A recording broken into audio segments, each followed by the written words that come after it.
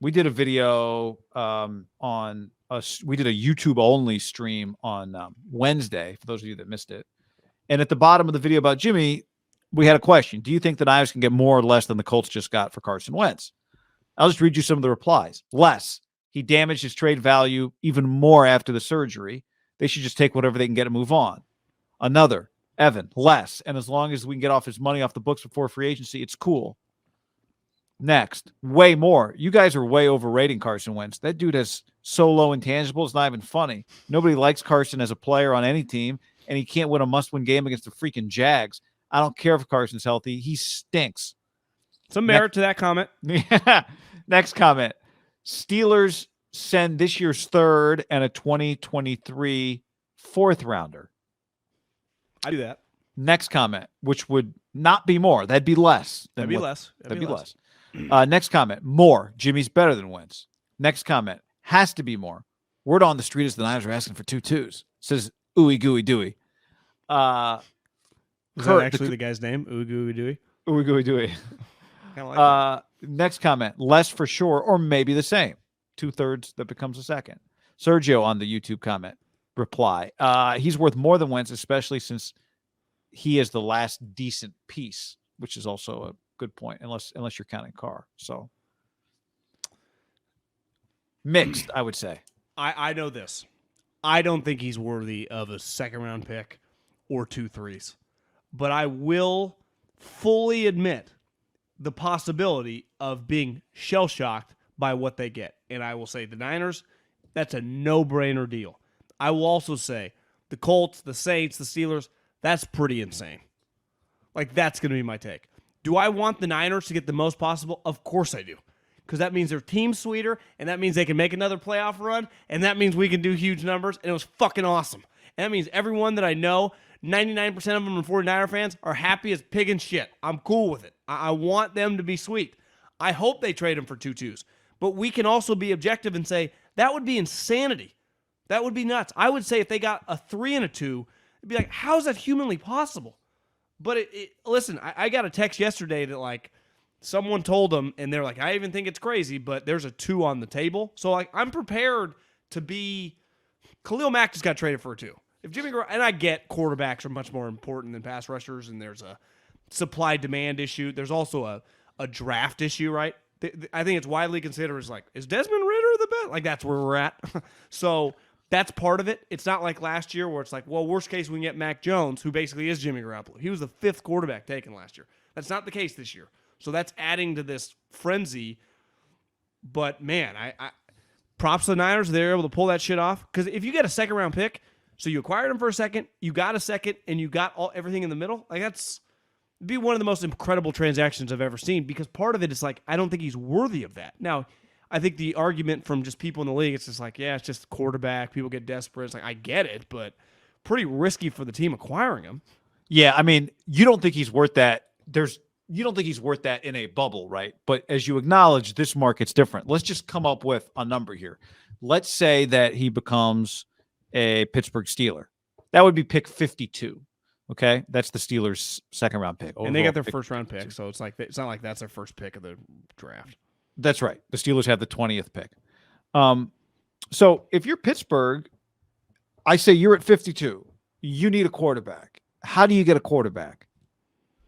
And we go through the list. All right, guys, let's write it on the chalkboard. How do we get a quarterback?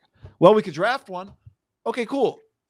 Do we like any of these guys to play right now? The last time we draft, what round was Mason Rudolph taken? I think is he a third rounder? Yeah. And hasn't gone great.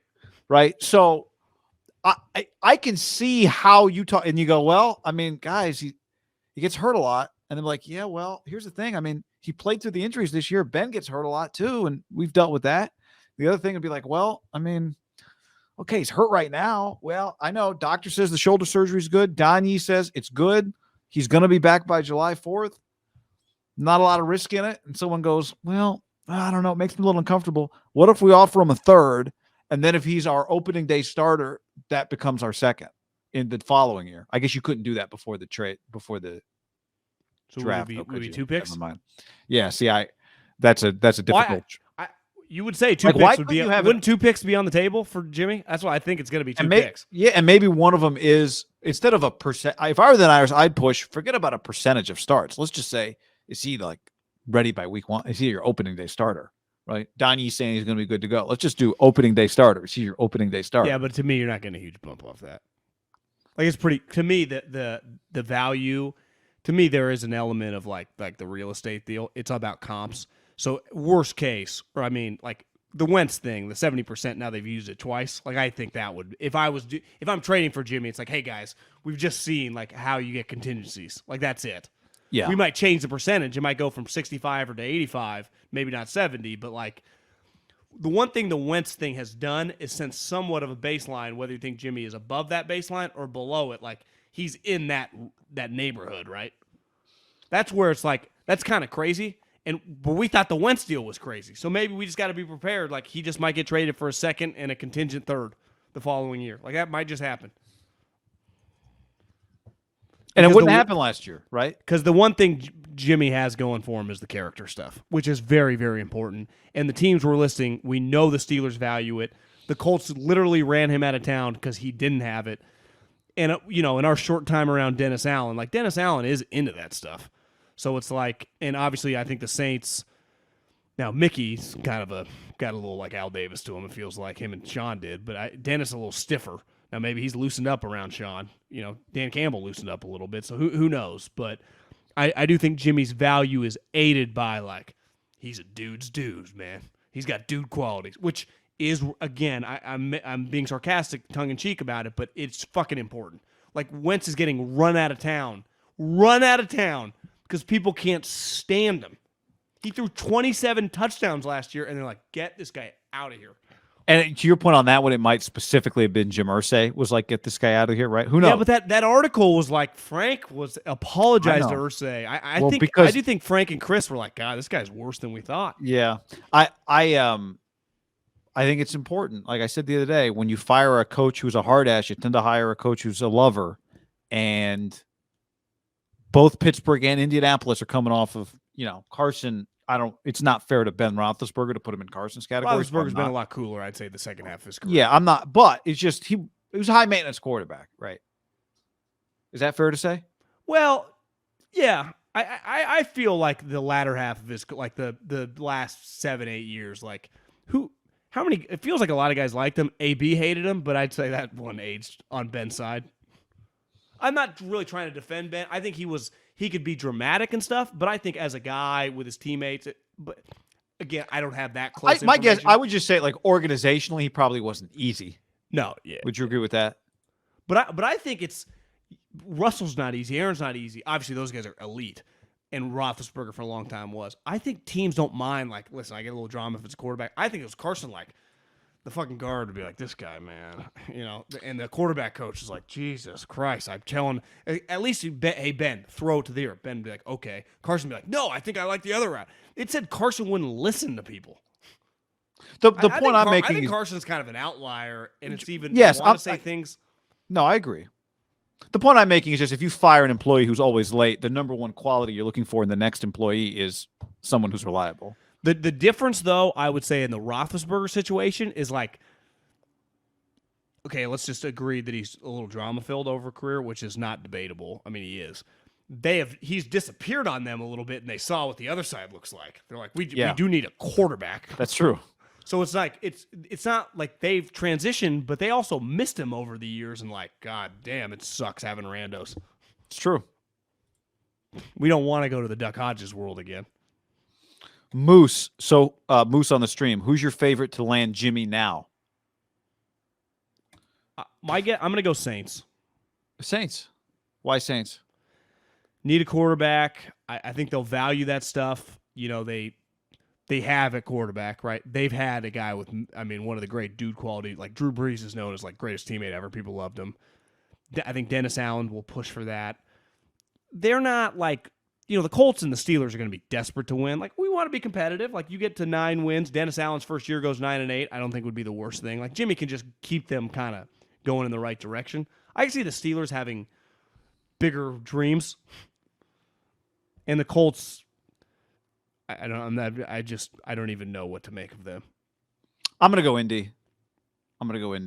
I think when you zig one way, you got to zag after that, and Jimmy is a zag from Carson. I don't think they have great options, but I think they need somebody. Like they need someone more than the Steelers do. I just wonder if they get Jimmy and then Jimmy gets injured and he misses 5 games and they end up going 7-10 because they had to play backup quarterbacks. Like, does everyone get fired? Like, what are their options at this point? No, I know, but you just go, are we hitching our careers to Jimmy Garoppolo? Yeah. Now, if I told you, Jim Irsay might tell those guys, you guys are fine. If I told you Chris Ballard got fired next year because they went 7-10 with Jimmy Garoppolo, do you think he would immediately get hired again? Yeah, I could see Irsay being like, guys, we're good. Just do what you think is right. You're not getting fired next year if Jimmy gets hurt.